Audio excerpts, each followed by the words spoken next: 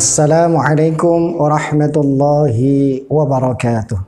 Bismillahirrahmanirrahim. Alhamdulillahi rabbil alamin. Wassalatu wassalamu ala asyrafil anbiya'i wa imamil mursalin wa ala alihi wa sahbihi ajma'in, amma ba'd. Saudara para pemirsa dan pendengar yang budiman dimanapun Anda berada, selamat berjumpa kembali dalam acara Secercah Pahala Pagi. Pada kesempatan kali ini kami akan menyampaikan tema sebuah renungan di akhir Ramadan. Para pemirsa yang dimuliakan Allah Subhanahu wa Ta'ala, sampai sudah kita di penghujung bulan Ramadan dan saatnya kita melakukan muhasabah terhadap apa yang telah kita lakukan. Asy-Syaikh Mahmud bin Mahran mengatakan, la yakunul abdu taqiyan hatta yuhasiba nafsahu kama yuhasibu syarikahu. Tidaklah seorang hamba dikatakan orang yang bertakwa sehingga ia melakukan muhasabah, merenungkan terhadap dirinya, menintrospeksi dirinya sendiri. Seseorang dianggap sebagai orang yang bertakwa jika sering kali muhasabah terhadap dirinya. Padahal tujuan utama daripada puasa adalah la'allakum tattaqun, agar kalian menjadi orang-orang yang bertakwa. Setidaknya kalau kita mereview, ada 3 fawaid atau dampak positif daripada ibadah puasa yang kita lakukan. Yaitu faidah sihhiyah, faidah ijtimaiyah, dan juga faidah ruhiyah. Faidah sihhiyah yaitu faidah yang berupa kesehatan. Kita yakin kita semua dapat merasakan dengan berpuasa kita akan lebih sehat, bahkan imun kita yakin akan meningkat. Kemudian faidah yang kedua adalah faidah ijtimaiyah yang sifatnya sosial. Bulan Ramadan telah melatih kita untuk menjadi insan-insan yang dermawan. Bulan Ramadan telah mengajak kita untuk berbagi kepada sesama, memberi buka, memberikan bantuan kepada orang lain, memberikan sedekahnya kepada fakir dan miskin, ikut berbagi dengan mereka. Ini adalah satu pembiasaan madrasah Ramadan, di mana di situ kita dibiasakan untuk beramal sosial kepada sesama. Kemudian yang ketiga adalah faidah ruhiyah, manfaat positif yang bersifat ruhiyah, yaitu la'allakum tattaqun. Puasa akan membentuk pribadi-pribadi yang bertakwa kepada Allah Subhanahu wa Ta'ala. Syekh As-Sa'di menyebutkan, fa inna shiyam min akbari asbabit taqwa. Sebab-sebab takwa banyak, akan tetapi sebab terbesar yang mengarahkan manusia menuju ketakwaan adalah as-shiyam atau berpuasa. Kalau sedikit kita mau mengupas kenapa puasa merupakan akbar asbabit taqwa atau penyebab terbesar yang mengarahkan manusia menuju ketakwaan. Di antaranya karena puasa yang pertama, yunammi fil muslimi hissal muraqabah. Menumbuhkan di dalam jiwa kaum muslimin perasaan muraqabah, selalu diawasi oleh Allah Subhanahu wa Ta'ala. Ibadah puasa adalah ibadah yang tersembunyi. Hanya Dia dan Allah yang tahu. Dengan demikian, orang yang berpuasa akan selalu merasa dimuraqabah dan diawasi oleh Allah. Dan ini mendekatkan kepada ketakwaan kepada Allah. Kemudian yang kedua, kenapa puasa disebut akbar asbabit taqwa? As-siyam yuksiru sultan syahwah. Syam dapat memecah penguasaan hawa nafsu terhadap diri kita. As-syamu junnatun ay hajibun asimun minasyahawat. Puasa itu bisa memecah syahwat kita sebagai tameng dan perisai. Buktinya syahwat perut kita mampu untuk menahannya. dan syahwat-syahwat yang lainnya. Bahkan Ibnu Katsir mengatakan, as-shaumu fihi tazkiyatun lil badan wa tadyiqun limasaliki syaitan. Puasa itu dapat membersihkan badan dan mempersempit jalan-jalan syaitan atau syahwat. Kemudian alasan yang ketiga, kenapa puasa disebut sebagai akbar asbabit taqwa adalah karena as-siyam yu'azzizu fi nafsil mu'min fadilataz zuhd. Puasa dapat meningkatkan dalam jiwa seorang mukmin kemuliaan zuhud. Zuhud berarti mencabut kecintaan dunia dari hati kita. Karena dalam puasa kita dilatih untuk selalu hidup sederhana, untuk merasakan apa yang sering dirasakan oleh fakir miskin. Makanya Rasulullah Sallallahu Alaihi Wasallam pernah bersabda, "Mali wa mali dunya." Apa yang terjadi terhadap diriku dan dunia? Ma ana fid dunya illa karakibin istadhalla tahta syajaratin thumma raha wa tarakaha. Saya dalam urusan dunia tidak lebih ibarat sebagai seorang penunggang, entah itu penunggang kuda atau onta yang sedang berteduh di bawah pohon. Dan dunia itu ibarat pohon tersebut. Thumma raha, kemudian penumpang tadi pergi dan meninggalkan pohon itu.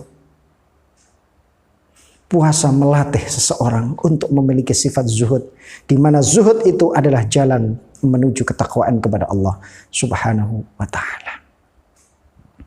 Kemudian puasa juga melatih al-irtibat bil Quran tilawatan wa tadabburan. Melatih hubungan yang begitu erat dan mesra dengan Al-Qur'anul Karim, di mana dianjurkan siang dan malam untuk melakukan tilawah dan tadabbur terhadap Al-Qur'anul Karim. Ini juga termasuk salah satu sebab yang menuju kepada ketakwaan. Para pemirsa yang dimuliakan Allah Subhanahu wa taala, di akhir Ramadan ini mari kita merenungkan bersama tujuan Allah Subhanahu wa taala mewajibkan puasa adalah la'allakum tattaqun, agar kita menjadi hamba-hamba yang bertakwa. Karena apa? Karena Allah hanya akan menerima amal orang-orang yang bertakwa. Innama yataqabbalullahu minal muttaqin. Allah hanya akan menerima amal-amal yang dilakukan oleh orang-orang yang bertakwa kepada Allah Subhanahu wa taala. Lalu bagaimana mengetahui apakah amal kita diterima oleh Allah atau tidak?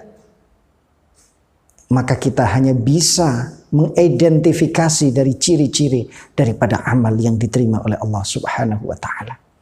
Disebutkan oleh Al-Imam Ibn Rajab Al-Hambali dalam kitabnya Lataiful Ma'arif.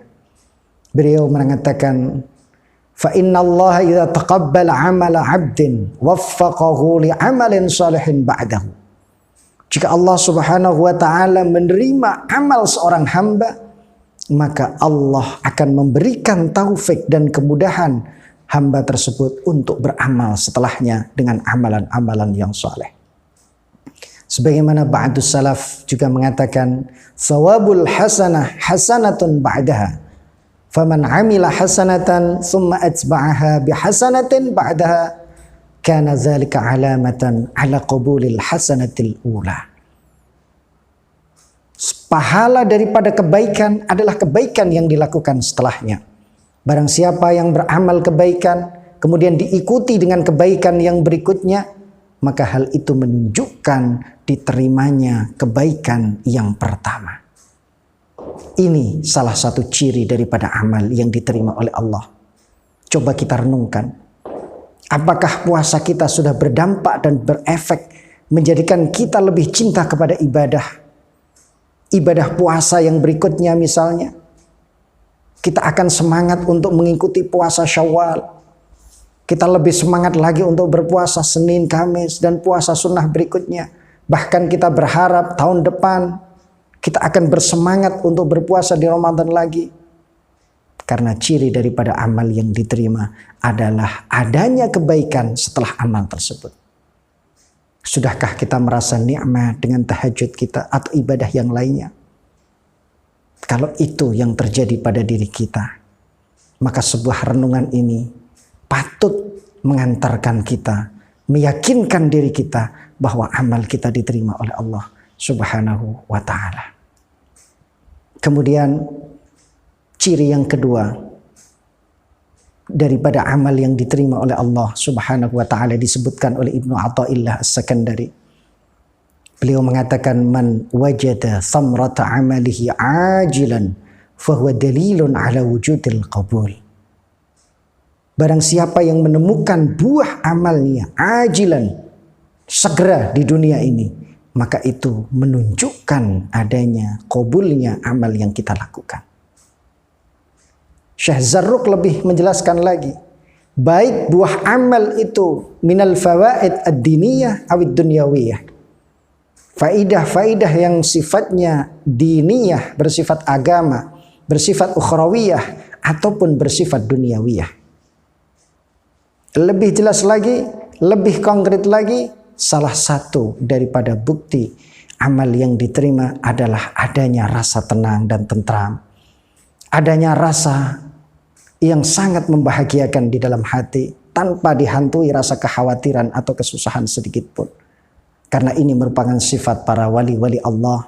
Sebagaimana disebutkan, ala inna awliya Allahi la khawfun alaihim wa la hum yahzanun.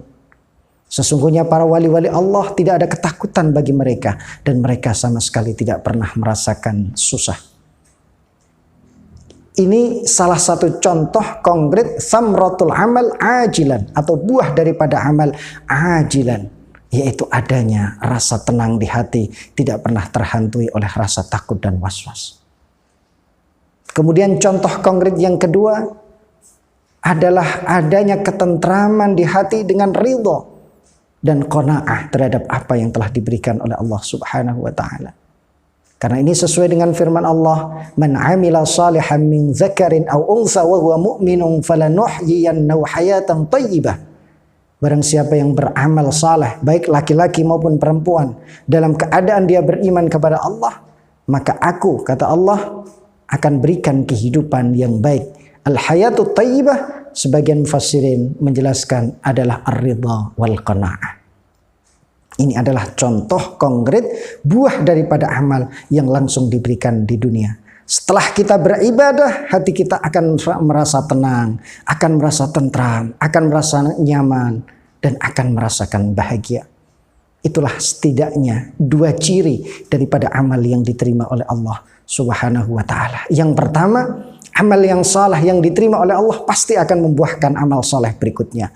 Dan yang kedua, buah daripada amal akan dapat kita rasakan walaupun kita masih berada di dunia, yaitu yang berupa ketentraman, ketenangan, bahkan qanaah, menerima apa yang diberikan oleh Allah Subhanahu wa ta'ala.